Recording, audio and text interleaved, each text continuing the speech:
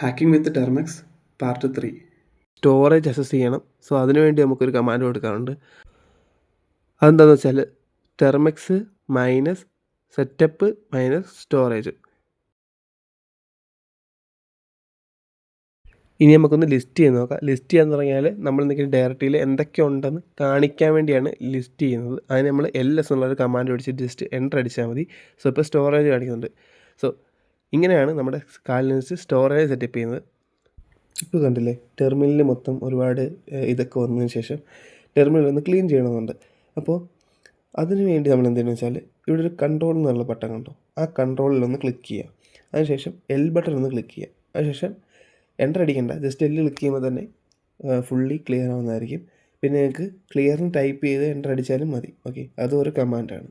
So അങ്ങനെയാണെങ്കിലും നിങ്ങൾക്ക് full ഇതുപോലെ പോവും. പിന്നെ ഇത് പഴയ ഇത് വേണമെങ്കിൽ ജസ്റ്റ് താഴോട്ടൊന്ന് സ്വൈപ്പ് ചെയ്താൽ വരുന്നതായിരിക്കും. സോ നമുക്കിനി PKG എന്താണെന്ന് നോക്കാം. PKG എന്ന് പറഞ്ഞാൽ പാക്കേജ് ഡൗൺലോഡ് ചെയ്യാൻ വേണ്ടിയുള്ളൊരു കമാൻഡാണ്. ഇപ്പോൾ PKG ഇൻസ്റ്റാൾ പൈത്തൺ. PKG